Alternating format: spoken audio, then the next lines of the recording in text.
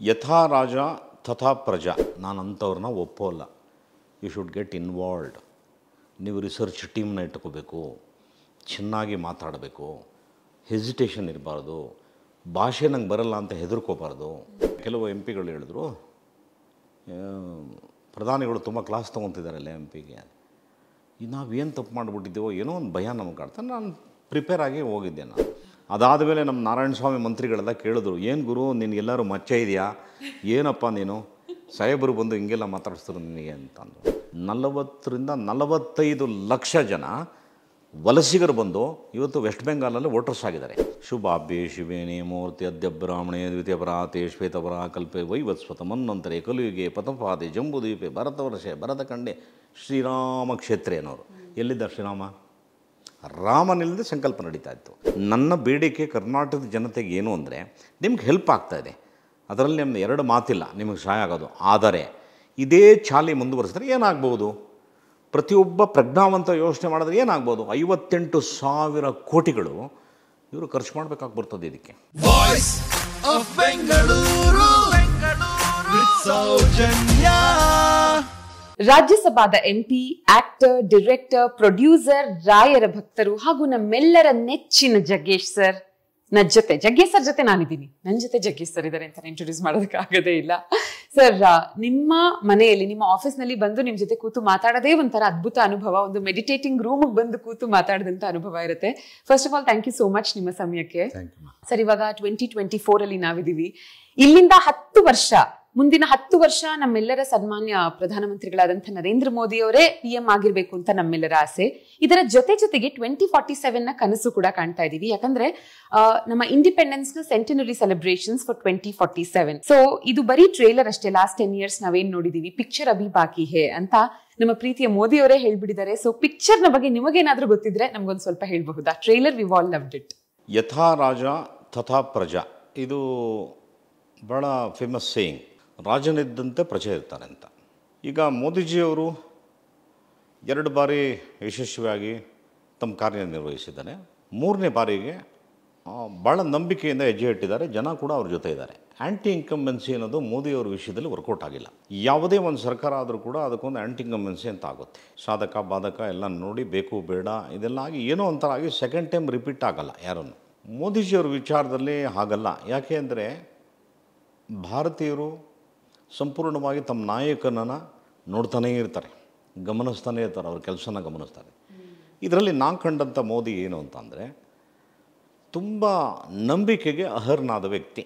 ಯಾರು ಕಮಿಟ್ಮೆಂಟ್ ಇಲ್ಲದೇ ಇದ್ದವ್ರು ಇರ್ತಾರೆ ಗೊತ್ತಾ, ಹೆಂಡತಿ ಮಕ್ಕಳು ಬಂಧು ಬಳಗ, ಅವರೆಲ್ಲ ಆತ ಕಮಿಟ್ಮೆಂಟ್ ಇದ್ದವರೆಲ್ಲ ಸ್ವಲ್ಪ ಕರಪ್ಟ್ ಆಗೋ ಸಾಧ್ಯತೆಗಳು 75% ಇರುತ್ತೆ. ಆಗಲೇಬೇಕಾಗ್ತದೆ. ಇಲ್ಲ ಅಂದರೆ ಕಿತ್ತು ತಿನ್ನುವಂಥ ಬಂಧುಗಳೆಲ್ಲ ಸೇರ್ಕೊಂಡ್ಬಿಡ್ತಾರೆ ಜೊತೆಗೆ. ವಾಪಸ್ ನೀವು ಮೋದಿಯವ್ರ ವಿಚಾರಕ್ಕೆ ಬಂದರೆ ಆ ಕಮಿಟ್ಮೆಂಟ್ ಯಾವುದೂ ಇಲ್ಲ ಅವ್ರಿಗೆ. ಯಾವ ಬಂಧು ಬಳಗ ಯಾರೂ ಇಲ್ಲ. ಅವ್ರ ಬಂಧು ಬಳಗನ ನೀವು ನೋಡಿದ್ರೆ ಆರ್ಡಿನರಿ ವರ್ಕರ್ಸ್ ಇಲ್ಲ. ಅವರವರು ಅವ್ರ ಬದುಕು ನೋಡ್ಕೊಂಡಿದ್ದಾರೆ ವಿನಃ ಯಾರೂ ಕೂಡ ರಾಜಕೀಯದಲ್ಲಿ ಅವ್ರ ಪ್ರಭಾವ ಬೀರುವಂಥ ಸ್ಥಾನಮಾನ ಯಾರೂ ಪಡೆದಿಲ್ಲ. ಇದು ದ ಬೆಸ್ಟ್ ಪಾರ್ಟ್ ಆಫ್ ಮೋದಿಯವರು. ಇದು ಜನರಿಗೆ ತುಂಬ ಚೆನ್ನಾಗಿ ಗೊತ್ತಿರೋಂಥದ್ದು. ನಂಬರ್ 2, ನಾವು ಹೆಸರು ಹೇಳೋದೇ ಬೇಕಾಗಿಲ್ಲ, ಅರ್ಥವಾಗ್ಬೋದು ಜನಕ್ಕೆ. ಬೇರೆ ನಾಯಕರುಗಳು ಯಾರ್ಯಾರೆಲ್ಲ ಪ್ರಯತ್ನ ಪಡ್ತಿದ್ದಾರೆ, ನಾವು ಕೂಡ ಆ ಸ್ಥಾನಕ್ಕೆ ಬಂದು ಕೂತ್ಕೋಬೇಕು ಅಂತ ನೋಡಿದಾಗ ತುಂಬ ಮಿಸ್ ಮ್ಯಾಚ್ ಆಗಿ ಕಾಣಿಸ್ತಾರೆ. ಆ ರಾಜನ ಸ್ಥಾನ ಅನ್ನೋದು ಏನಿರುತ್ತಲ್ಲ, ಅದಕ್ಕೊಂದು ಮಿಸ್ ಮ್ಯಾಚಿಂಗ್ ಥರ ಇದೆ. ನಂಬಿಕೆ ಇಲ್ಲ. ಗಳಿಗೊಂದು ಮಾತು, ಸ್ಟೇಜ್ಗೊಂದು ಮಾತು, ಆಮೇಲೆ ಅರ್ಥವಿಲ್ಲದೆ ಇರೋ ಮಾತು, ಇದೆಲ್ಲ ಮಾಡ್ತಾರೆ. ಅವ್ರ ಮೇಲೆ ನಂಬಿಕೆ ಇಲ್ಲ. ಜೊತೆಗೆ ಈ ದೇಶವನ್ನು ಎಷ್ಟೆಷ್ಟೆಲ್ಲ ಹಾಳು ಮಾಡ್ಬೋದು ಅಷ್ಟು ದೇಶಗಳ ಜೊತೆ ಸಂಪರ್ಕಗಳನ್ನ ಇಟ್ಕೊಂಡಿದ್ದಾರೆ. ಒಂದೇ ಉದ್ದೇಶ, ಏನಾದರೂ ಮಾಡಿ ಹುಕ್ಕಂಡ್ ಕ್ರೂಕ್ ನಾನು ಅಲ್ಲಿ ಬರಬೇಕು, ಸೊ ಬೇರೆಯವರೆಲ್ಲ ಸಪೋರ್ಟ್ನ ತೊಗೊಂಡು ನಾನು ಇಲ್ಲಿ ಬರಬೇಕು ಅಂತ ಎಲ್ಲ ಕ್ರಿಮಿ ಕೀಟಗಳ ಸಪೋರ್ಟ್ನ ತೊಗೊಂಡು ಬರಬೇಕು ಅನ್ನೋ ಹುನ್ನಾರ ಮಾಡೋವಂಥ ಒಂದು ಗ್ಯಾಂಗು. ಜನರೇ ನನ್ನ ದೇವರು, ಜನರಿಗೋಸ್ಕರ ನಾನು ಈ ಸ್ಥಾನದಲ್ಲಿದ್ದೀನಿ, I will do my duty ಅಂತೇಳಿ ಭಾಳ ಶ್ರದ್ಧಾವನಾಗಿ ಕೆಲಸ ಮಾಡೋಂಥ ಮೋದಿಯವರು. ನೋಡಿ, 2 ಪಂಗಡ ಜನರು. ಭಾರತೀಯರು ಭಾಳ ಬುದ್ಧಿವಂತರಿದ್ದಾರೆ. ಅವರ ಮನೆಯ ಒಂದು ಸದಸ್ಯನಿಗೆ ಅಥವಾ ಸದಸ್ಯನಿಗೆ ಒಂದು ವರಾನ ಹುಡುಕಬೇಕು ಅಂದರೂ ಕೂಡ ಅನ್ವೇಷಣೆ ಅಷ್ಟು ಅದ್ಭುತವಾಗಿ ಮಾಡ್ಕೋತಾರೆ ಅವರು. ಅಂಥದ್ರಲ್ಲಿ ಈ ದೇಶವನ್ನು ನಡೆಸುವಂಥ ಒಬ್ಬ ಪ್ರಧಾನಮಂತ್ರಿ ಹೆಂಗಿರಬೇಕು ಅವ್ರಿಗೆ ಚೆನ್ನಾಗಿ ಗೊತ್ತು. ಹಾಗಾಗಿ 2 ಟೈಮ್ ಇಟ್ಕೊಂಡಿದ್ದಾರೆ. 3ನೇ ಟೈಮು ಕಡ್ಡಾಯ ಅವ್ರನ್ನ ರಿಪೀಟ್ ಮಾಡ್ತಾರೆ. ಅದರಲ್ಲಿ ಯಾವ ಅನುಮಾನವೂ ಇಲ್ಲ. ಮೋದಿಯವ್ರನ್ನ ಹತ್ತಿರದಲ್ಲಿ ನಾನು ನೋಡುವಂಥ ಸೌಭಾಗ್ಯ ನನಗೆ ಸಿಕ್ತು. ಅದು ನನಗೆ ವಿಶೇಷವಾಗಿ ಅವರ ಮನೆಗೆ ಬರಬೇಕು ಅನ್ನತಕ್ಕಂಥ ಕರೆ ಬಂತು. ನನ್ನೊಬ್ಬರಿಗೆ ಅಲ್ಲ, ಬಂಚ್ ಆಫ್ MPsಗಳನ್ನ ಕರೆಸ್ಕೊತಾರೆ ಅವರು. ಕರೆಸ್ಕೊಂಡು ಮಾತಾಡೋವಂಥ ಒಂದು ಅಭ್ಯಾಸ ಅವ್ರಿಗಿದೆ. ನಾನು ಭಾಳ ಕುತೂಹಲನಾಗಿದ್ದೆ. ಹೆಂಗೆಲ್ಲ ಮಾತಾಡಿಸ್ಬೋದು ಇವರು, ಏನು ಪ್ರಶ್ನೆಗಳನ್ನ ಕೇಳ್ಬೋದು ಅನ್ನೋದು ಸಾಧಾರಣವಾಗಿ ಪ್ರತಿಯೊಬ್ಬ ಮನುಷ್ಯನಿಗಿರುತ್ತದೆ. ಉದ್ವೇಗ ನನಗೂ ಇತ್ತು. ಆಮೇಲೆ ಮೋದಿಯವರು ಅಂದಿದ ತಕ್ಷಣ ನಾವು ಟಿ ವಿಗಳಲ್ಲಿ ಪೇಪರ್ಗಳಲ್ಲಿ ನೋಡಿದಂಥ ಆ ಮೋದಿಯವರ ಆಕೃತಿ ಹೆಂಗೆಲ್ಲ ಇರ್ಬೋದು ಅನ್ನೋ ಭಯಾನೂ ಇರುತ್ತೆ. ಆದರೆ ನನ್ನ ಎಲ್ಲ ಅನಿಸಿಕೆ ಉಲ್ಟಾಯ್ತಲ್ಲಿ. ಮೋದಿಯವರು ಒಬ್ಬ ಸಾಮಾನ್ಯ ಮನುಷ್ಯನ ಥರ ಅವರ ಮನೆಯಲ್ಲಿ ನಡೆದು ಬಂದು ಅವರ ಊರಿನ ಊಟವನ್ನೆಲ್ಲ ಪರಿಚಯ ಮಾಡಿ, ಇದನ್ನು ತಿನ್ನಿ ಇದು ಚೆನ್ನಾಗಿರುತ್ತೆ, ಇದನ್ನು ತಗೊಳ್ಳಿ ಅಂತ ಯಾರೋ ಮನೆಗೆ ಬಂದ ನೆಂಟರನ್ನ ಮಾತಾಡಿಸೋ ಥರ ಭಾಳ ಜಾಲಿಯಾಗಿ ಮಾತಾಡ್ತರು. ಇದಾದ ಮೇಲೆ ಅವ್ರು ಹೋಗಿ ಅವ್ರ ಸೀಟಲ್ಲಿ ಕೂತ್ಕೊಂಡ್ರು. ಮನುಷ್ಯನ ಮುಖ ಚೇಂಜ್ ಆಯಿತು. ಅಲ್ಲಿ ನಮಗೆ ತಿಂಡಿ ತಿನ್ನಿ ಅನ್ನೋ ಮೋದಿ ಅಲ್ಲ, ಅಲ್ಲಿ ಒಬ್ಬರು ಭಾಳ ಸ್ಟ್ರಿಕ್ಟ್ ಪ್ರಿನ್ಸಿಪಾಲ್ ಥರ ಕೂತ್ಕೊಂಡ್ರೈತೆ ಕಡೆ. ಮೊದಲನೇ ಸಭೆಯಲ್ಲಿ ನಮಗೆ ಎಕ್ಸ್ಪ್ಲೈನ್ ಮಾಡಿದ್ದು ಒಬ್ಬ MP ಎದುರೇನು, ಅವನು ಯಾವ್ಯಾವ ಕೆಲಸಗಳನ್ನ ಮಾಡಬೇಕು, ಅವನ ಮಾತು ಹೇಗಿರಬೇಕು, ಮತ್ತು ಎಷ್ಟೊಂದು ಡೌನ್ ಟು ಅರ್ತ್ ಇರಬೇಕು, ಎಲ್ಲ ಕ್ಯಾರೆಕ್ಟರ್ಗಳ ಜೊತೆ ಹೆಂಗೆ ಮಿಕ್ಸ್ ಆಗಬೇಕು. ನೀವು ಈ ಥರ ಎಲ್ಲ ಆದಾಗ ನಿಮ್ಮ ಬಗ್ಗೆ ಒಂದು ಗೌರವ ಬರುತ್ತೆ. ಅದು ನಿಮಗೆಲ್ಲ ಬರೋದು ಗೌರವ ನನಗೆ ಬರುತ್ತೆ. ನನ್ನ ಸಹಪಾಠಿಗಳು ನನ್ನಂತೆ ತುಂಬ ಸಿಂಪಲ್ಲಾಗಿದ್ದಾರೆ, ಜನರ ಜೊತೆ ತುಂಬ ಚೆನ್ನಾಗಿ ನಕ್ಕೊಂಡು ಕೆಲಸ ಮಾಡುವಂಥ ಮನಸ್ಥಿತಿ ಏನೋ ಒಂದು ನಂಬಿಕೆ ಬರ್ತದೆ. ಅದನ್ನು ಯಾವ ಟು ಡೆವಲಪ್. ಆಮೇಲೆ ಅಧ್ಯಯನ. ಸುಮ್ಮನೆ ಹೌಸಿಗೆ ಬಂದು ಕುಂತ್ಕೊಂಡು ಸೈನ್ ಹಾಕ್ಬಿಟ್ಟು ಮನೆಗೆ ಹೋಗೋದಲ್ಲ. ನಾನು ಅಂಥವ್ರನ್ನ ಒಪ್ಪೋಲ್ಲ. You should get involved. ನೀವು ರಿಸರ್ಚ್ ಟೀಮ್ನ ಇಟ್ಕೋಬೇಕು, ಚೆನ್ನಾಗಿ ಮಾತಾಡಬೇಕು, ಹೆಸಿಟೇಷನ್ ಇರಬಾರ್ದು, ಭಾಷೆ ನಂಗೆ ಬರಲ್ಲ ಅಂತ ಹೆದರ್ಕೋಬಾರ್ದು. ಈ ಥರ ಎರಡನೇದು ಹೇಳಿದಾಗ ನನಗೆ ತುಂಬ ಒಂದು ಧೈರ್ಯ ಬಂತು. ಆಮೇಲೆ ಮೂರನೇದು ಅವ್ರು ಏನು ಹೇಳಿದ್ರು, ನೀವು ಹೋಗಿ ನಿಮ್ಮ ವೃತ್ತಿಗಳು ಏನಿದೆ ಮಾಡ್ತೀರಿ, ಸೈಡ್ ಬೈ ಸೈಡ್ ಒಂದು ಪೇಪರ್ ಪೆನ್ ಇಟ್ಕೊಂಡಿರಿ, ಸಮಾಜದ ಸುತ್ತಮುತ್ತ ಏನೇನು ಅಂಕು ಡೊಂಕುಗಳಿದ್ದಾವೆ ಇದನ್ನು ಸರಿಪಡಿಸ್ಬೋದಾ ಅನ್ನೋ ಒಂದು ಚಿಂತನೆ ಮಾಡಿ, make it A question, bring and put it here, ಚರ್ಚೆ ಮಾಡಿ. ಈ ಥರದ ಫಸ್ಟು ಆದಂಥದ್ದು. ನಾನು ತುಂಬ ಹೆಮ್ಮೆ ಪಡ್ತೀನಿ.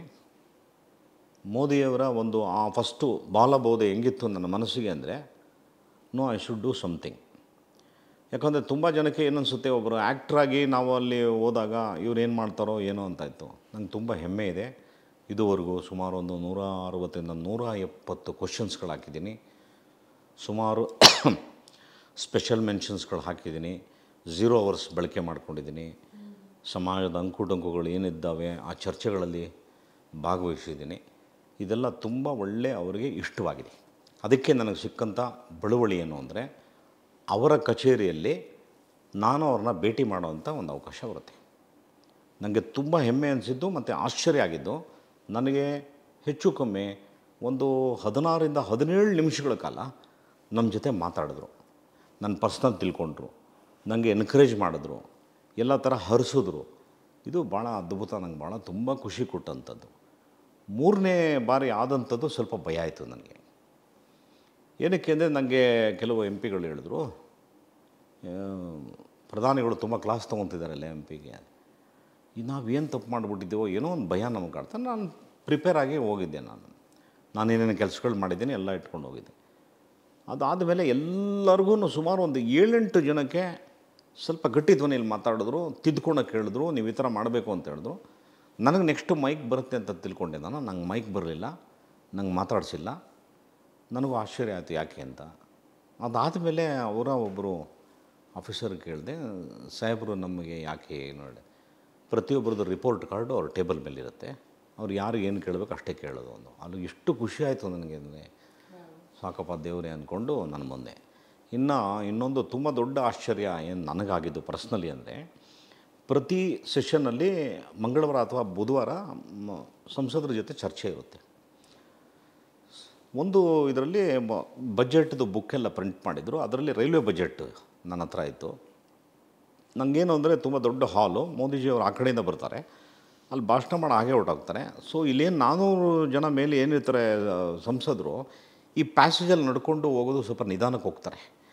ಸೊ ನಾನೇನು ಮಾಡಿದೆ, ಫಸ್ಟ್ ಕೂತ್ಕೊಂಬೋಣ, ಎಲ್ಲ ಆದಮೇಲೆ ಬೇಗ ಎದ್ದೋಗ್ಬಿಡೋಣ, ಹೌಸ್ಗೆ ಹೋಗಿ ಸೈನ್ ಮಾಡೋದಕ್ಕೆಲ್ಲ ಟೈಮ್ ಸಿಗುತ್ತೆ. ಆಮೇಲೆ ನಾನು ಟಿಫನ್ ಬೇರೆ ಮಾಡಿರಲಿಲ್ಲ ಅಂತ ನಾನು ಪ್ಲ್ಯಾನ್ ಮಾಡಿ ಕೂತಿದ್ದೆ. ರೈಲ್ವೆ ಬಜೆಟ್ ಓದ್ತಾ ಇರ್ಬೇಕಾದ್ರೆ ಕರ್ನಾಟಕದ ಎಲ್ಲಿದೆ ಅಂತ ನೋಡ್ಕೊಂಬರ್ತಿದ್ದೆ. ಅಲ್ಲಿ ನನಗೆ ಕರ್ನಾಟಕದ ಕಾಣಿಸ್ತು, ಮಲ್ಲೇಶ್ವರಂ ಪ್ರೋಗ್ರಾಮ್ಸು ಎಲ್ಲ ನೋಡ್ತಾ ಇದ್ದೆ. ಇಮಿಡಿಯೇಟಾಗಿ ಯಾರೋ ನನಗೆ ಹೊಡ್ದಂಗೆ ಆಯಿತು. ತಿರುಗಿ ನೋಡಿದೆ, ಮೋದಿ ಸಾಹೇಬರು. ಖುಷುವಾ ಅಂತ ಅಂದರು. ಬಹುತ್ ಖುಷುವಾ ಸರ್, ಕ್ಯೂ ಇದರ ಬೇಟೆ ಅವು ಆಗಬೇಟು ಅಂತ ಹೇಳಿ ಕರ್ಕೊಂಬಂದರು. ನನಗೆ ದೊಡ್ಡ ಆಶ್ಚರ್ಯ ಕಾಡಿದ್ದೇನು ಅಂದರೆ, ಸಾಹೇಬರು ಬರಬೇಕಾದ್ರೆ ಎಲ್ಲರೂ ಚಪ್ಪಾಳೆ ಹೊಡೆದ್ಬಿಡ್ತಾರೆ. ಅವತ್ತು ಏನಕ್ಕೆ ಹೊಡೆದಿಲ್ಲ ಎಲ್ಲರೂ ಅಂತ ನನಗೆ ಅರ್ಥವಾಗಿಲ್ಲ. ಅವರು ಸಿಗ್ನಲ್ಡ್, ಎಲ್ಲರೂ ಏನು ತಿಳ್ಕೊಂಡಿದ್ದಾರೆ, ಇವನೇನೋ ಮಾಡಿದ್ದಾನೆ ತಪ್ಪು, ಅದಕ್ಕೆ ನೋಡ್ತಿದ್ದಾರೆ ಅಂತ. ಅದಾದ ಮೇಲೆ ನಮ್ಮ ನಾರಾಯಣ ಸ್ವಾಮಿ ಮಂತ್ರಿಗಳೆಲ್ಲ ಕೇಳಿದ್ರು, ಏನು ಗುರು ನಿನಗೆಲ್ಲರೂ ಮಚ್ಚೆ ಇದೆಯಾ, ಏನಪ್ಪ ನೀನು, ಸಾಹೇಬರು ಬಂದು ಹಿಂಗೆಲ್ಲ ಮಾತಾಡಿಸಿದ್ರು ನಿನಗೆ ಅಂತಂದರು. ನಂಗೆ ಅದು ನನ್ನ ಸೌಭಾಗ್ಯ ಸರ್ ಅಂತ ಅಂದ್ಕೊಂಡು ನಾನು ಬಂದೆ. ಹೀಗೆ ಮೋದಿಜಿಯವರು ಆಡಳಿತದ ವೈಖರಿ, ಆಮೇಲೆ ಅವ್ರ ನಡಾವಳಿಗಳು ಮತ್ತು ಕನಿಷ್ಠ ವರ್ಗದ ಜನರ ಮೇಲೆ ಇರುವಂಥ ಅವ್ರ ಪ್ರೀತಿ, ನನ್ನ ಪ್ರಕಾರ ಯಾವ ಪ್ರಧಾನಿಯೂ ಈ ದೇಶದಲ್ಲಿ ಪರಕೆ ಹಿಡಿದಿಲ್ಲ. ಯಾವ ಪ್ರಧಾನಿಗಳು ಈ ಅತಿ ಹಿಂದುಳಿದಂಥ ಜನರು ಏನಿದ್ದಾರೆ ಅವ್ರ ಪಾದವನ್ನು ತೊಳೆದು ಪೂಜೆ ಮಾಡೋದಂಥ ಇತಿಹಾಸ ಇಲ್ಲ.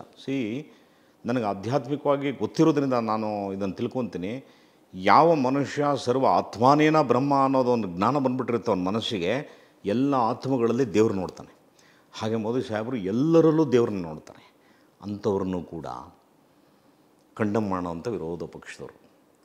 ಈ ಮನುಷ್ಯನಿಗೆ ಸಂಸಾರವಿಲ್ಲ, ಮಕ್ಕಳಿಲ್ಲ, ಆಮೇಲೆ ಇವರು ಪನೋತಿ ಅಂದರೆ ಒಂಥರ ಅಪಶಕುನ, ಈ ಥರ ಎಲ್ಲ ಮಾತಾಡಿದ್ರು. ನೋಡಿ, ಎಲ್ಲಾದರೂ ಅವರು ಬೇಜಾರು ಮಾಡ್ಕೊಂಡಿಲ್ಲ. ಇಡೀ ಭಾರತದ ಜನ, ನೀವು ಸಂಸಾರ ಇಲ್ಲದವರಲ್ಲ ಅಥವಾ ನಿಮ್ಮ ಮಕ್ಕಳು ಮರಿ ಇಲ್ಲದವರಲ್ಲ, ನಾವು ನಿಮ್ಮ ಪರಿವಾರ ಅಂತ ಹೇಳಿ ಎಲ್ಲರೂ ಮೋದಿ ಪರಿವಾರ ಅಂತ ಪರಿವರ್ತನೆ. That is the love. ಆಮೇಲೆ ಅವರು ಎಂಥ ದೊಡ್ಡ ಸಾಧಕ ಅಂದರೆ, ಅವ್ರು ಹಾಕಿರುವಂಥ ಪ್ಲ್ಯಾನ್. ನಾವು 11ನೇ ಪೊಸಿಷನಲ್ಲಿದ್ದೀವಿ ಆರ್ಥಿಕ ಮಟ್ಟದಲ್ಲಿ. ಇಡೀ ವಿಶ್ವದಲ್ಲಿ ಎಲ್ಲರಿಗೂ ಯಾರಿಗೂ ನಂಬಿಕೆ ಇಲ್ಲ ಭಾರತದ ಮೇಲೆ. ಇವ್ರಿಗೆಲ್ಲವೂ ಇದೆ, ಇವರು ಉದ್ಧಾರ ಆಗೋ ಥರ ಕಾಣಲ್ಲ ಅನ್ನೋ ಸ್ಥಿತಿನಲ್ಲಿತ್ತು. ಮೋದಿಜಿಯವ್ರು ಬಂದ ಮೇಲೆ 11ನೇ ಪೊಸಿಷನ್ದಾಗ 5ನೇ ಪೊಸಿಷನ್ ಬಂದಿದ್ದೀವಿ. 26ನೇ ಇಸ್ವಿಗೆ 3ನೇ ಪೊಸಿಷನ್ಗೆ ಬರುವಂಥ ಎಲ್ಲ ಯೋಜನೆಗಳು ಸಿದ್ಧ ಮಾಡಿದ್ದಾರೆ. ಯಾಕೆ ಇಷ್ಟೆಲ್ಲ ಕಷ್ಟಪಟ್ಟು ಕೆಲಸ ಮಾಡಿ ಮೋದಿಯವ್ರ ಮೇಲೆ ಇಷ್ಟು ಜನ, ಕೆಲವರು ವಿರೋಧ ಪಕ್ಷದವರು ಅಗ್ರೆಸಿವ್ ಆಗಿದ್ದಾರೆ ಅಂದರೆ, ದ ಒನ್ಲಿ ರೀಸನ್, ಅವರಿಗೆ ತಿನ್ನೋಕ್ಕೆ ಯಾವ ಜಾಗಗಳು ಕಾಣಿಸ್ತಾ ಇಲ್ಲ. ಎಲ್ಲಿ ಫ್ರೀ ಫ್ಲೋ ಆಫ್ ಕ್ಯಾಶಸ್ ಇರುತ್ತಲ್ಲ, ಅಲ್ಲೇ ಕರಪ್ಷನ್ ನಡೀತಾ ಇದೆ ಅಂತ ಅರ್ಥ. ಮೋದಿಜಿಯವರು ಅದಕ್ಕೆ ಇಡ ಹೊಡೆದಿರೋದು. ಎಲ್ಲೂ ಕೂಡ ಈ ದೇಶದಲ್ಲಿ ಕರೆನ್ಸಿಗಳು ದೊಡ್ಡ ಮಟ್ಟದಲ್ಲಿ ಸಿಗದೇ ಇರೋ ಥರ ಆಗಿರೋದ್ರಿಂದ ಎಲ್ಲರೂ ಭ್ರಮನಿರಸನ ಆಗೋಗ್ಬಿಟ್ಟಿದ್ದಾರೆ. ಏನು ನಮ್ಮ ಕೈಗೆ ಎಲ್ಲೂ ಸಿಗ್ತಾ ಇಲ್ವೇ ದುಡ್ಡು ಅನ್ನೋ ಥರ ಆಗಿದೆ. ಈಗ ಇತ್ತೀಚಿನ ಚುನಾವಣೆಗಳಲ್ಲಿ ನೋಡಬೇಕು, ಕೋಟ್ಯಾಂತರ ರೂಪಾಯಿ ಎಲ್ಲ ಕಡೆಯೂ ಹಿಡಿತಾ ಇದ್ದಾರೆ. ಅಂದರೆ ಮೂಮೆಂಟ್ರಿ ಆಫ್ ಕ್ಯಾಶ್ ಎಲ್ಲೂ ನಡೆಯೋಕ್ಕೆ ಸಾಧ್ಯ ಇಲ್ಲ. ಮೋದಿಜಿಯವರು 3rd ಟೈಮ್ ಬಂದರು ಅಂದರೆ, ನನಗಿರೋ ಮಾಹಿತಿ ಪ್ರಕಾರ 1% ಕ್ಯಾಶ್ ಇರೋಲ್ಲ, ಕ್ಯಾಶ್ಲೆಸ್ ವ್ಯಾಪಾರಗಳಾಗ್ಬಿಡುತ್ತೆ.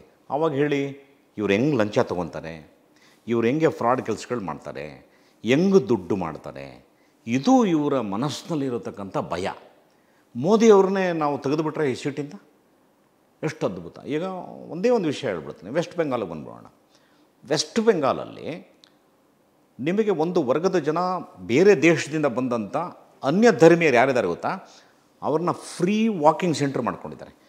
ಸ್ಟ್ರೇಟ್ ಅವೇ ಕಮ್ಮಿಯರ್ ನಮ್ಮ ದೇಶದ ಎಲ್ಲ ಕಾರ್ಡ್ಗಳ್ನೂ ಅವ್ರಿಗೆ ಕೊಟ್ಬಿಡೋದು, ಅವ್ರನ್ನೂ ಕೂಡ ಸಿಟಿಸನ್ಸ್ ಮಾಡ್ಕೊಳೋದು, ವೋಟ್ರ್ಗಳಾಗಿ ಬದಲಾವಣೆ ಮಾಡ್ಕೊಂಬಿಡೋದು. 40-45 ಲಕ್ಷ ಜನ ವಲಸಿಗರು ಬಂದು ಇವತ್ತು ವೆಸ್ಟ್ ಬೆಂಗಾಲಲ್ಲಿ ವೋಟರ್ಸ್ ಆಗಿದ್ದಾರೆ. ಇದೇ ಒಂದು ಚಾಳಿನ ಇಡೀ ದೇಶದಲ್ಲಿ ಮಾಡಿಕೊಂಡು, ಒಂದು ಅನ್ಯ ಧರ್ಮೀಯರನ್ನ ಬೇರೆ ದೇಶಗಳಿಂದ ಕರ್ಕೊಂಡ್ಬಂದು ಅವ್ರು ವೋಟ್ ಬ್ಯಾಂಕ್ ಆಗಿ ಇಟ್ಕೊಂಡು, ಅವ್ರನ್ನ ಬೇರೆ ಯಾರು ಕೂಡ ಬೆಳಿಬಾರ್ದು ಆ ಥರ ಮಾಡಿಕೊಂಡು ಮಾಡೋವಂಥ ಒಂದು ಸ್ಥಿತಿಗತಿ ಇದೆ. ಎಲ್ಲದಕ್ಕೂ ಮೋದಿಜಿಯವರು ಹೇಳಿರೋದೇ, next jail door will be open. ಯಾರ್ಯಾರು ಅನ್ಯಾಯ ಅಕ್ರಮಗಳು ಮಾಡ್ತಾರೆ ಎಲ್ಲ ಒಳಗಿರ್ತಾರೆ. ಇದು ಇಟ್ಸ್ ಎ ಪ್ರಾಮಿಸ್. ಇವಾಗ ಜಸ್ಟ್ ಟ್ರೇಲರ್ 2 ವರ್ಷ, ಫೈನಲ್ ಪಿಕ್ಚರು 3ನೇ ಸರಿ ಬಿಡ್ತೀವಿ ಅಂತ. ಅದು ಭಯ ಬಂದಿದೆ ಎಲ್ಲರಿಗೂ. ನಿರುದ್ಯೋಗಿಗಳಾಗ್ಬಿಡ್ತಾರೆ. ಅಪರೂಪಕ್ಕೆ ಒಂದು 3 ರಾಜ್ಯಗಳು ಇಡೀ ರಾಷ್ಟ್ರದಲ್ಲಿ ಕಾಂಗ್ರೆಸ್ಸು ಅನ್ನೋ ಪಕ್ಷದ ಜೊತೆ ಇರೋದು. ಅವ್ರ ಯೋಚನೆ ಇರಲ್ವಾ, ನಾಳೆ ದಿನ ನಮ್ಮನ್ನು ಕಿತ್ತು ಬಿಸಾಕ್ಬಿಟ್ರೆ ನಮಗೆ ಜಾಗ ಇರಲ್ಲ ಅಂತ, ನಿರುದ್ಯೋಗಿಗಳಾಗ್ಬಿಡ್ತೀವಿ ಅನ್ನೋತಕ್ಕ ಒಂದು ಭಯ ಆಗುತ್ತೆ. ಯಾಕೆ ಮೋದಿಯವರು ಇಷ್ಟೆಲ್ಲ ಜವಾಬ್ದಾರಿ ತಗೊಂಡು ಈ ದೇಶವನ್ನು ಶುಚಿ ಮಾಡ್ಕೊಂಡು ಬರ್ತಾ ಇದ್ದಾನೆ ಅಂದರೆ ಸುಮಾರು 1800 ಚಿಲ್ಲರೆ ಕಾನೂನುಗಳನ್ನ ಕಿತ್ತಾಕೋದು. This a loophole of ಕಾನೂನು ಎಲ್ಲ ತೆಗೆದುಹಾಕೋದ್ರು. ಯಾಕೆ ಅಂದರೆ ಸ್ಪೀಡಿ ಡಿಸಿಷನ್ಸ್ಗಳು ಬರಲಿ ಕೋರ್ಟ್ಗಳಲ್ಲಿ ಅಂತ. ಈ ಕಾನೂನು ವೀಕ್ ಇರೋ ಕಡೆನೇ ಆಟ ಆಡ್ಕೊಂಡು ಇವರೆಲ್ಲ ಬೆಳೀತಾಯಿದ್ರು. ನಾವು ನೋಡ್ತಾ ಇದ್ದೀವಿ, ಯಾರೋ ಒಬ್ಬ ಬರ್ತಾನೆ, ಯಾವುದೋ ಅಜಿಟೇಷನಲ್ಲಿ ಸೇರ್ಕೊತಾನೆ, ನಾನು ಆಫೀಸರು ಅಂತಾನೆ, ನೋಡಿದ್ರೆ ನೆಕ್ಸ್ಟು ಚೀಫ್ ಮಿನಿಸ್ಟರ್ ಆಗ್ತಾನೆ, ಇನ್ನೊಂದು ಸ್ಟೇಟ್ನು ಗೆಲ್ಕೊತಾನೆ, ಈಗ ಜೈಲಲ್ಲಿದ್ದಾನೆ. ಏನು ಕೊಟ್ಟದ ಜೈಲಲ್ಲಿ? ಹೆಂಗೆ ಕಂಡು ಹಿಡಿದ್ರು ಅದನ್ನು? ಸೊ ಎಲ್ಲರದ್ದು ರಿಪೋರ್ಟ್ ಕಾರ್ಡು ಯಾರಿಗೆ ದೇಶ ಮೊದಲು ಅಂತ ಇರುತ್ತಲ್ಲ ಅವ್ರ ಹತ್ರ ರಿಪೋರ್ಟ್ ಕಾರ್ಡ್ ಇರುತ್ತೆ. ಈ ದೇಶದ ರಿಪೋರ್ಟ್ ಕಾರ್ಡು ಪ್ರತಿಯೊಬ್ಬ ನಾಗರಿಕ, ರಾಜಕಾರಣಿ, ಪ್ರತಿಯೊಬ್ಬ ಟ್ಯಾಕ್ಸ್ ಪೇಯರ್ ಎಲ್ಲರದ್ದು ಹಣೆ ಬರ ಸೆಂಟ್ರಲ್ ಗೌರ್ಮೆಂಟ್ ಕೈನಲ್ಲಿ ಇರುತ್ತೆ. ಈ ಒಂದು ಭಯ ಬಂದು ಇವಾಗ ಏನಾಗಿದೆ, ಎಲ್ಲರೂ ಕೂಡ ನಾವು ಮೋದಿಯವ್ರನ್ನ ಮಣಿಸ್ಬೇಕು ಅಂತ ಜನ್ಮದಲ್ಲಿ ಸಾಧ್ಯವಿಲ್ಲ. ಭಾರತೀಯ ಬದಲಾಗಿದ್ದಾನೆ, ವಿದ್ಯಾವಂತರಿದ್ದಾರೆ. ಇವತ್ತು ನಿಮಗೆ ಜಾಲತಾಣಗಳು ಭಾಳ ಬಿಗಿಯಾಗಿ ಎಲ್ಲ ವಿಷಯಗಳು ವಿನಿಮಯ ಆಗ್ತಾಯಿದೆ. ಯಾರೂ ಕೂಡ ಸುಳ್ಳು ಹೇಳೋಕ್ಕಾಗಲ್ಲ, ಪ್ರತಿಯೊಬ್ಬರಿಗೂ ಸತ್ಯ ಸಂಗತಿ ಗೊತ್ತಿದೆ. ಸೊ ಆಡಳಿತ ಮಟ್ಟದಲ್ಲಿ ಭಾಳ ಪಾರದರ್ಶಕ ಬಂದಿದೆ. ಇದಾದಮೇಲೆ ಸೆಕೆಂಡ್ ವರ್ಷನ್ ಒಂದು ರಿಲಿಜಿಯಸ್ ಫೀಲಿಂಗ್ ಅನ್ನೋದು ಇವತ್ತಿಂದಲ್ಲ, ಸನಾತನ ಧರ್ಮೀಯರು ಅವತ್ತಿಂದನೂ ಫಾಲೋ ಮಾಡಿಕೊಂಡೇ ಬರ್ತಾಯಿದೆ. ಈಗ ನಮಗೆ ಅಂತ ಬಂದಾಗ ಯಾವುದೇ ಒಂದು ಸಂಕಲ್ಪವನ್ನು ನಾವು ಮಾಡಬೇಕಾದ್ರೆ ದೇವಸ್ಥಾನಕ್ಕೆ ಹೋಗಿ ಅಲ್ಲೊಂದು ಸಂಕಲ್ಪ ಮಾಡೋರು. ಶುಭಾಭ್ಯೆ ಶಿವೇನೇ ಮೂರ್ತಿ ಅದ್ಯ ಬ್ರಾಹ್ಮಣೇ ದ್ವಿತೀಯ ಪರಾತೆ ಶ್ವೇತಪರ ಕಲ್ಪೆ ವೈವತ್ಸ್ವತ ಮನ್ನಂತರೆ ಕಲಿಯುಗೆ ಪಥಪಾದೆ ಜಂಬೂದ್ವೀಪೆ ಭರತವರ್ಷೆ ಭರತಖಂಡೆ ಶ್ರೀರಾಮ ಕ್ಷೇತ್ರ ಅನ್ನೋರು. ಎಲ್ಲಿದ್ದ ಶ್ರೀರಾಮ? ರಾಮನಿಲ್ಲದೆ ಸಂಕಲ್ಪ ನಡೀತಾ ಇತ್ತು. It is our sentiment. ಅವರು ರಾಮನ್ನ 500 ವರ್ಷ ಆದಮೇಲೆ ಎಂಥ ಬೃಹತ್ ಸೆಂಟಿಮೆಂಟ್ ಅಂದರೆ, ನನಗೆ ತಿಳಿದಿರೋ ಮಾಹಿತಿ ಪ್ರಕಾರ ನಾನು ಬಂದಂಥ ಗ್ರಾಮೀಣ ಭಾಗದಲ್ಲಿ ಅವತ್ತು ಆದಂಥ ಹರ್ಷ ಇದೆಯಲ್ಲ, ಅವರ ಕಣ್ಣಲ್ಲಿ ನೀರು ನೋಡಿದ್ನಲ್ಲ ನಾನು. That is the feel. ನಮ್ಮತನ ಅನ್ನೋದಕ್ಕೊಂದು ಫೀಲ್. ಆಡಳಿತ ಮಾಡೋದ್ರ ಒಟ್ಟಿಗೆ ರಿಲಿಜಿಯಸ್ ಫೀಲ್ಗೂ ಕೂಡ ಬೆಲೆ ಕೊಟ್ಟಿದ್ದಾರೆ. ಇವತ್ತು ಕಾಶಿ ಅನ್ನೋದು ನಮ್ಮ ಎಲ್ಲ ಹಿಂದೂ ಧರ್ಮೀಯರಿಗೆ ಏನು ಅಂದರೆ ಭಾಳ ಪುಣ್ಯವಾದ ಕ್ಷೇತ್ರ. ಆ ಕ್ಷೇತ್ರಕ್ಕೆ ಹೋಗ್ಬಿಟ್ಟು ಬಂದರೆ ನಮ್ಮ ಅನೇಕ ಕಷ್ಟ ಕಾರ್ಪಣ್ಯ ಹೋಗ್ತದೆ. ಪ್ರಾಣ ಹೋದರೆ ಅಲ್ಲಿ ನಮ್ಮ ಸ್ವರ್ಗ ಪ್ರಾಪ್ತಿ ಆಗುತ್ತೆ. ಭಾಳ ದೊಡ್ಡ ನಂಬಿಕೆ ಇದೆ, ಗ್ರಂಥಗಳ ಕಾಲದಿಂದ ನಂಬಿಕೆ ಇದೆ. ಆ ಕಾಶಿ ಹೆಂಗಿತ್ತು ಅಂದರೆ, ನಾನು ನೋಡಿರೋ ಕಾಶಿ ನಡೆಯೋಕ್ಕಾಗಲ್ಲ. ಎಲ್ಲಂದರೆ ಎಲುಬಿನ ಮೂಳೆ, ಎಲ್ಲ ನದಿ ತೀರಗಳು ಹಾಳಾಗಿತ್ತು. ಸ್ಮಶಾನ, ಗಲೀಜು, ಕಿರಿದಾದ ರಸ್ತೆಗಳು, ಓಡಾಟ ಮಾಡೋಕ್ಕಾಗೋಲ್ಲ. ಜನಸಂಖ್ಯೆ ಜಾಸ್ತಿ ಆಗೋದ್ರೆ ದರ್ಶನಗಳೆಲ್ಲ 10 ಅವರ್ 15 ಅವರ್ ಆಗ್ತಾಯಿತ್ತು. ಇವತ್ತು ಒಂದು ಕಾಶಿ ಕಾರಿಡಾರ್ ಮಾಡಿದ್ದಾರೆ. ಎಷ್ಟು ಬ್ಯೂಟಿಫುಲ್ಲಾಗಿ ಮಾಡಿದ್ದಾರೆ ಅಂದರೆ, ಪ್ರತಿಯೊಬ್ಬ ಹಿಂದೂಗೂ ಕೂಡ ಒಂದು ಎದೆ ಎತ್ತಿ ನಿಲ್ಲಬೇಕು ಆ ಥರ ಒಂದು ಫೀಲ್ ಬರುತ್ತೆ. ಅಂಥ ಬ್ಯೂಟಿಫುಲ್ ಕಾರಿಡಾರ್ನ ಮಾಡಿ ನಮಗೆ ದೇಣಿಗೆ ಕೊಟ್ಟಿದ್ದಾರೆ. ಇದಾದ ಮೇಲೆ ಈಗ ವಾಪಸ್ಸು ಕೈಲಾಸ, ಮಾನಸ ಸರೋವರ ಯಾರಾದರೂ ಒಂದು ಬಾರಿ ನಮ್ಮ ಬದುಕಲ್ಲಿ ನೋಡಿಬಿಟ್ರೆ ನಮಗೆ ಸಾಕು ಅನ್ನೋ ಒಂದು ಚಿಂತನೆ ಇದೆ. ಅಲ್ಲಿಗೆ ಹತ್ತತ್ರ ಆಗಲೇ ರೋಡ್ ವರ್ಕ್ ಸ್ಟಾರ್ಟ್ ಆಗಿ ಮುಟ್ತಾ ಇದ್ದಾವೆ. ಒಂದು ಕಡೆ ಆಡಳಿತ ಯಂತ್ರದಲ್ಲಿ ಭಾಳ ಪಾರದರ್ಶಕ ಮೆರೆತಿದ್ದಾರೆ, ಇನ್ನೊಂದು ಕಡೆ ರಿಲಿಜಿಯಸ್. ಯಾವುದೇ ಕಾರಣಕ್ಕೂ ಭಾರತದಲ್ಲಿ ನಾವು ಭಾರತೀಯರು ಅನ್ನತಕ್ಕಂಥ ಭಾವನೆ ಬರಬೇಕು ಅಂತ ಹೇಳಿ ಭಾಳ ಶ್ರಮ ವಹಿಸ್ತಾರೆ. ಅಂದರೆ ಒಂದೇ ಸ್ಲೋಗನ್ ಅವ್ರ ಬಾಯಿನಲ್ಲಿ, ದೇಶ ಮೊದಲು ನಂತರ ನಾವು ಅನ್ನೋದು. ಇದು ಎಲ್ರಿಗೂ ಬರಬೇಕು. ಇದರಲ್ಲಿ 80% ಜನ ದೇಶ ಮೊದಲು ಅಂತ ಡಿಸೈಡ್ ಮಾಡಿಬಿಟ್ಟಿದ್ದಾರೆ. ಇನ್ನು 20 ಜನ ಇಲ್ಲ ನಾವೇ ಮೊದಲು ಅನ್ನೋ ಒಂದು ಹೋರಾಟ ನಡೀತದೆ. ಸೊ ಇವರಿಬ್ಬರ ಹೋರಾಟದಲ್ಲಿ ಜನ ಹೆಂಗೆ ಸ್ವೀಕರಿಸ್ತಾರೆ ಅನ್ನೋದು ತುಂಬ ಇಂಪಾರ್ಟೆಂಟ್. ಸೊ ಇವರು ಎಲ್ಲ ಟ್ರೈ ಮಾಡಿದ್ರು, ಆಗಲಿಲ್ಲ. ಏನು ದೆಹಲಿ ಚೀಫ್ ಮಿನಿಸ್ಟ್ರು ಹೆಂಗೆ ಅವರು ಪವರ್ಗೆ ಬಂದರು ಅಂದರೆ, ಎಲ್ಲ ಫ್ರೀ ಏನಾದ್ರು ತಗೋ, ಬಸ್ ಫ್ರೀ, ನೀವು ಎಲ್ಲಿ ಬೇಕಾದ್ರೆ ನೀರು ಫ್ರೀ, ಆಮೇಲೆ ರೋಡ್ಗೂ ನಾವು ಕ್ಲಿನಿಕ್ ಮಾಡಿದ್ದೀವಿ. ಇದೆಲ್ಲ ಹಗರಣಗಳೇದು, ಎಲ್ಲ ಹಗರಣಗಳು ನಡೀತದೆ. ಹಿಂಗೆ ಮಾಡಿ ಅವ್ರು ಪವರ್ಗೆ ಬಂದರು. ಇವನ್ ಪಂಜಾಬ್ ಹಿಡಿದ್ಬಿಟ್ರು. ಆಗ ಇವ್ರಿಗೆ ಒಂದು ಭಾವನೆ ಬಂತು, ಓಹೋ ನಾವು ಇದೇ ಥರ ಮಾಡಿಬಿಟ್ರೆ ಹಿಂಗೆ ಅಂತ ಹೇಳಿ ದಕ್ಷಿಣ ಭಾರತದಲ್ಲಿ, ಕರ್ನಾಟಕದಲ್ಲಿ ನಿಮಗೆ ಫ್ರೀಯಾಗಿ ಕೊಡುವಂಥದ್ದು ಇರಲಿ, ಕೊಡಲಿ. ಬಡ ಜನರು ಅನೇಕರಿದ್ದಾರೆ, ಅವ್ರಿಗೆ ಫೆಸಿಲಿಟಿ ಸಿಗ್ತಾಯಿದೆ. ಹೆಣ್ಮಕ್ಳು ಕಷ್ಟದಲ್ಲಿರೋರು ಫೆಸಿಲಿಟಿ ಸಿಗ್ತಾಯಿದೆ, ಸಿಕ್ಕಲಿ. ಇವರು ಕರೆಕ್ಟಾಗಿ ಮಾಡಿದರೆ ವಿದ್ಯಾರ್ಥಿಗಳು ಮಾಡಬೇಕಾಯ್ತು, ವಯೋವೃದ್ಧರಿಗೆ ಮಾಡಬೇಕಾಗಿತ್ತು. ಇದು ಆಗಿದೆ, ಪರವಾಗಿಲ್ಲ. They are enjoying it, let them enjoy. But ಒಂದಂತೂ ಸತ್ಯ, ಒಂದು ಮೀನು ಹಿಡಿಬೇಕಾದ್ರೆ ನಾವೊಂದು ಕೊಕ್ಕಿ, ಅದಕ್ಕೊಂದು ಹುಳ ಸಿಕ್ಕಿಸ್ತೀವಿ. ಪಾಪ ಮೀನಿಗೆ ಗೊತ್ತಿಲ್ಲ, ಇದೇನೋ ನನ್ನ ಆಹಾರ ಅಂತ ಬರುತ್ತೆ, ಬಾಯಿ ಸಿಕ್ಕಾಕೊಳುತ್ತೆ, ಅವರ ಉದರಕ್ಕೆ ನೆಕ್ಸ್ಟು ಆಹಾರವಾಗುತ್ತೆ. ನನ್ನ ಬೇಡಿಕೆ ಕರ್ನಾಟಕದ ಜನತೆಗೆ ಏನು ಅಂದರೆ, ನಿಮ್ಗೆ ಹೆಲ್ಪ್ ಆಗ್ತಾಯಿದೆ, ಅದರಲ್ಲಿ ನಮ್ಮದು ಎರಡು ಮಾತಿಲ್ಲ, ನಿಮಗೆ ಸಹಾಯ ಆಗೋದು. ಆದರೆ ಇದೇ ಚಾಲಿ ಮುಂದುವರಿಸಿದ್ರೆ ಏನಾಗ್ಬೋದು? ಪ್ರತಿಯೊಬ್ಬ ಪ್ರಜ್ಞಾವಂತ ಯೋಚನೆ ಮಾಡಿದ್ರೆ ಏನಾಗ್ಬೋದು? 58,000 ಕೋಟಿಗಳು ಇವರು ಖರ್ಚು ಮಾಡಬೇಕಾಗಿ ಬರ್ತದೆ. ಇದಕ್ಕೆ ಗಾತ್ರ ಇರೋದೆಷ್ಟು? 3.25 ಲಕ್ಷ ಕೋಟಿ.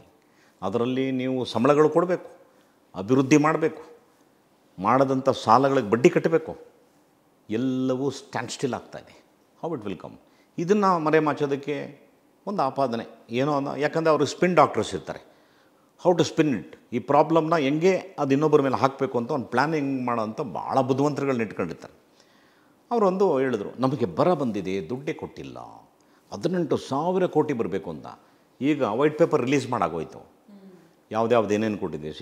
ನಿಮಗೆಲ್ಲ ಕಮಿಷನ್ಸ್ಗಳು ಫಾರ್ಮ್ ಆದಾಗ 5 ವರ್ಷಕ್ಕೆ ಏನೇನಿದೆ ಅದನ್ನು ರಾಜ್ಯದ ಹೊಣೆಗಾರಿಕೆ. ಅದು ಅಲ್ಲಿದ್ದವರು ಹೆಂಗೆ ಮಂಡಿಸ್ತಾರೆ, ಅವ್ರ ಗಾತ್ರ ಎಷ್ಟಿದೆ, ಎಷ್ಟು ದುಡ್ಡು ಬರಬೇಕು, ಇದನ್ನೆಲ್ಲ ಪ್ಲ್ಯಾನಿಂಗ್ ಅವ್ರದ್ದು. ಯಾವಾಗೋ ಒಂದು ಸರಿ ಎದ್ದುಬಿಟ್ಟು ಇಲ್ಲ ನಮ್ಗೆ ಅಷ್ಟು ದುಡ್ಡು ಕೊಟ್ಬಿಟ್ರಿ ಅಂತ ಕೇಳಿದ್ರೆ, ಈ ಆರ್ಥಿಕ ವ್ಯವಸ್ಥೆಗಳು ಹೆಂಗಿರುತ್ತೆ ಅಂದರೆ, ಬಂದಿದ್ದನ್ನು ಹಂಚ್ಕೊಂಡು ಕ್ಲೀನಾಗಿ ದೇಶ ನಡೆಸುವಂಥದ್ದು, ಜೊತೆಗೆ ಅಭಿವೃದ್ಧಿ ಪಡಿಸುವಂಥದ್ದು, ಇದಿಷ್ಟಾಗತ್ತೆ. ಈ ಆಪಾದನೆಗಳನ್ನ ಹಾಕಿ they are trying to suppress. ಮೋದಿಯವರಿಂದ ನಮಗೆ ತೊಂದರೆ ಆಗಿದೆ ಅಂತ. ಬಟ್ ಜನರು ಪ್ರಜ್ಞಾವಂತರಾಗಿದ್ದಾರೆ, ಬುದ್ಧಿವಂತರಾಗಿದ್ದಾರೆ. ನನ್ನ ಮನಸ್ಸಿನಲ್ಲಿ ಇರೋ ಅಷ್ಟು ವಿಷಯ ಅವ್ರ ಮುಂದೆ ಮಂಡಿಸ್ತಾ ಇದ್ದೀನಿ ನಾನು. ಯೋಚನೆ ಮಾಡಿ, ಮತ ಅನ್ನೋದು ಭಾಳ ಶ್ರೇಷ್ಠವಾದ್ದು. ನಾನು ಆಗಲೇ ಮಾತಿನ ಮಧ್ಯೆ ಹೇಳಿದೆ, ದೇಶ ಮೊದಲು, ಆಮೇಲೆ ನಾವು. ಅದಕ್ಕೆ ಮೋದಿಯವರು ಈ ಕಷ್ಟದಲ್ಲಿರೋರಿಗೆಲ್ಲ ನಾನು ಸಹಾಯ ಮಾಡಲೇಬೇಕು ಅನ್ನೋದು ನಿರ್ಧಾರ ಮಾಡಿದ್ರು. ಅವರು ಹಿಂದಲಿಂದನೂ ಕೊಡ್ತಿದ್ದಾರೆ ಅಕ್ಕಿನ, ಈಗಲೂ ಕೊಡ್ತಾರೆ, ಇನ್ನೂ 5 ವರ್ಷಕ್ಕೂ ಮುಂದುವರಿಸಿದ್ದಾರೆ. ಇಲ್ಲ ಅಕ್ಕಿ ಕೊಡ್ತೀನಿ ಅಂದರೆ ಕೊಟ್ಟಿಲ್ಲ. ಮುಂಚೆ ಬಂದಿದ್ದೆಲ್ಲ ಮೋದಿಯವರ ಹೆಸರನ್ನ ಕಿತ್ತಾಕಿ ಅವ್ರ ಹೆಸರು ಹಾಕ್ಬಿಟ್ಟು ಕೊಡ್ತಾಯಿದ್ರು. ನಿಮಗೆ ಮೆಡಿಕಲ್ ಫೀಲ್ಡಲ್ಲಿ ನೀವು ಹೇಳಿದ ಆಯುಷ್ಮಾನ್ ಭಾರತ ಅಂತ ಮಾಡಿದ್ದು, ಮತ್ತು ನೀ ರಿಪ್ಲೇಸ್ಮೆಂಟ್ಸ್, ಹಾರ್ಟು ರಿಪ್ಲೇಸ್ಮೆಂಟ್ಸು, ಇದು ಎಲ್ಲದಕ್ಕೂ ಕೂಡ 5 lakhs ಅವರಿಗೆ ಇನ್ಶೂರೆನ್ಸ್ ಪಾಲಿಸಿ ಮಾಡಿಕೊಟ್ಟಿದ್ದಾರೆ. ಅದಕ್ಕೆ ಒಂದು ಸ್ಮಾಲ್ ಉದಾಹರಣೆ ಹೇಳ್ತೀನಿ. ನಮ್ಮ ಗ್ರಾಮದಲ್ಲಿ ಒಬ್ಬ ಹುಡುಗನಿಗೆ ಹಾರ್ಟ್ದು ಪ್ರಾಬ್ಲಮ್ ಬರುತ್ತೆ. ಅವನೊಂದು ಆಟೋ ಇಟ್ಕೊಂಡಿದ್ದಾನೆ, ₹1 ದುಡ್ಡಿಲ್ಲ. ನಾನು ಹೇಳಿದೆ, ಡೋಂಟ್ ವರಿ, ಕಮ್. ನಾನು ಸೀದಾ ಆದಿಚುಂಚನಗಿರಿ ಹಾಸ್ಪಿಟ್ಲಲ್ಲಿ ಕೂತ್ಕೊಂಡು ಡಾಕ್ಟರ್ಸ್ಗಳ ಹತ್ರ ಮಾತಾಡಿದೆ. ಯಾವ್ಯಾವ ಇಲಾಖೆಯಲ್ಲಿ ಎಷ್ಟು ದುಡ್ಡು ಬರುತ್ತಪ್ಪ ಎಲ್ಲ. ಯು ಡೋಂಟ್ ಬಿಲೀವ್, ಅವನ ಅಕೌಂಟಿಗೆ 3,75,000 ಬಂತು. ಇನ್ನು 1.5 ಲಕ್ಷ ಶಾರ್ಟೇಜ್ ಆಯಿತು. ಅದನ್ನು ನಾನು ತುಂಬಿಸಿ ಅವನ ಹಾರ್ಟನ್ನು ರೆಡಿ ಮಾಡಿಸಿ ಅವನು ಬದುಕಿದ್ದಾನೆ ಈಗ. ಹಾಗೆ ಇವತ್ತು ಅಷ್ಟು ರೀತಿಯಾದಂಥ ನಿಮಗೆ ಮೆಡಿಕಲ್ಲು ಇದೂ ರಿಲೀಫ್ಸ್ಗಳು ಸಿಗ್ತಾ ಇದ್ದಾವೆ, ಊಟಕ್ಕೆ ಸಿಗ್ತಾ ಇದ್ದಾವೆ. ಇವತ್ತು ಕೇಳ್ತಾರೆ, ಅಷ್ಟು ಕೋಟಿ ಕೆಲಸ ಕೊಡ್ತೀವಿ ಅಂದರೆ ಎಲ್ಲಿ ಕೊಟ್ರಿ ಅಂತ. ಇವತ್ತು 1 ಲಕ್ಷ ಸ್ಟಾರ್ಟಪ್ಸ್ಗಳಾಗಿದ್ದಾವಲ್ಲ, ಒಂದೊಂದು ಸ್ಟಾರ್ಟಪ್ಪಲ್ಲಿ 50 ಜನರಿಂದ 500 ಜನರಿಗೂ ಕೆಲಸ ಮಾಡೋದಿಲ್ಲ. ಅದು ಎಲ್ಲಿ ಹೋಯ್ತದು ಕೆಲಸ ಅಲ್ವಾ ಅದು? ಆಮೇಲೆ ರಸ್ತೆ ಬದಿ ವ್ಯಾಪಾರ ಮಾಡೋರೆಲ್ಲ ಪಾಪ ಸಾಲಕ್ಕೆ ಎಲ್ಲಾದರೂ ಹೋದರೆ ಆಗ್ತಾಯಿರಲಿಲ್ಲ. ಇವಾಗ ಉದಾಹರಣೆ, ನಾನು ಹೇರ್ ಕಟ್ರ್ ಇದ್ದಾನೆ 35 ವರ್ಷದಿಂದ. ಅವನು ಅಣ್ಣ ನನಗೆ ಎಲ್ಲಾದರೂ ಏನಿಲ್ಲಪ್ಪ ಮುದ್ರಾ ಯೋಜನೆ ಇದೆ ಬಾ ನಾನು ಕರ್ಕೊಂಡು ಹೋಗ್ತೀನಿ ಅಂತ ಹೇಳಿ ಇದೇ ಮಲ್ಲೇಶ್ವರಂ ಶಾಸಕರಿಗೆ ಹೇಳಿ ಮಾಡಿಸಿದಾಗ ವಿತೌಟ್ ಎನಿ ಇದು 50,000 ಅವನ ಅಕೌಂಟಿಗೆ ಕೊಟ್ಟರು. ಅವ್ನು ಫಸ್ಟ್ ಕ್ಲಾಸಾಗಿ ಜೀವನ ಮಾಡ್ತಿದ್ದಾನೆ. ಎಷ್ಟೋ ಜನ ಫುಟ್ಪಾತ್ ವ್ಯಾಪಾರಿಗಳಿಗೆ ದುಡ್ಡು ಕೊಟ್ಟಿದ್ದಾರೆ. ದಟ್ ಈಸ್ ಮೋದಿ ಇವ್ರ ದುಡ್ಡು. ಮುದ್ರಾ ಯೋಜನೆ ದುಡ್ಡು ಕೊಡ್ತಿದ್ದಾರೆ, ಬಡವ್ರನ್ನ ಕೆಲಸ ಮಾಡಿಸ್ತಾರೆ, ಎಜುಕೇಷನ್ಗೂ ಹೆಲ್ಪ್ ಮಾಡ್ತಾ ಇದ್ದಾರೆ. ಇವತ್ತು ಎಷ್ಟಿತ್ತು IITಗಳು ಇವತ್ತೆಷ್ಟಿದ್ದಾವೆ, ಮೆಡಿಕಲ್ ಕಾಲೇಜ್ ಎಷ್ಟಿತ್ತು ಇವತ್ತೆಷ್ಟಿದ್ದಾವೆ, ಇಂಟು 10 times. ಮನುಷ್ಯನಿಗೆ ಯಾವತ್ತೂ ಕೂಡ ರಸ್ತೆ ಎಂಬತಕ್ಕದ್ದು ಮೋಸ್ಟ್ ಇಂಪಾರ್ಟೆಂಟ್.